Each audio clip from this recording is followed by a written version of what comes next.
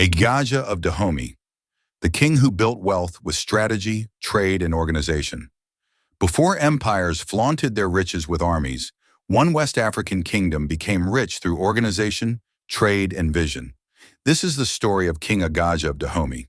In the early 18th century, Dahomey was a growing kingdom along the coastal forests of what is now Benin. Young Agaja ascended the throne to a state with potential, but not yet dominant.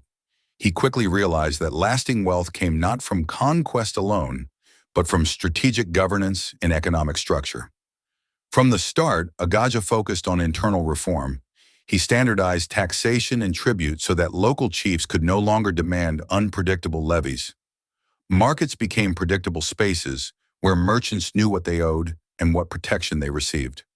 This system encouraged commerce and built trust. Trade became the kingdom's lifeblood. Dahomey's economy relied on yams, maize, and other crops, as well as textiles, metal goods, and forest products. Positioned between inland trade routes and coastal markets, Dahomey became a hub for goods moving in multiple directions. Agaja ensured trade routes were secure, appointed officials to manage checkpoints, and maintained roads so caravans could travel safely. Merchants thrived, and commerce expanded across the region. Agaja also invested in local production. Artisans, blacksmiths, weavers, leatherworkers, and potters were supported with markets and access to long-distance trade. Skills were passed down through workshops and apprenticeships, creating a human capital base that strengthened the economy beyond a single generation. The king's policies ensured that wealth benefited the entire kingdom. Tribute and taxes were reinvested into infrastructure, market regulation, local governance, and defense. Roads and trade stations were maintained. Chiefs were empowered to enforce peace.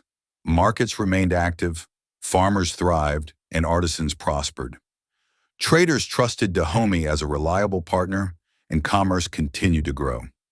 Agaja avoided the mistake of hoarding wealth. Instead, he created systems that encouraged production, protected trade, and reinforced stability.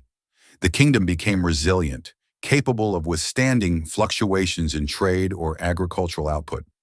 Historians estimate that under Agaja, Dahomey's economic power, based on trade systems, production, and regional influence, would be equivalent to $200 million to $400 million today.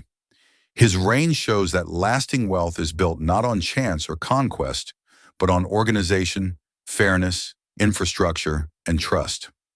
King Agaja's story is a lesson for every leader and entrepreneur. Real wealth is not what you seize in a moment. It is what you build, sustain, and protect over time. Estimated modern value, $200 million to $400 million.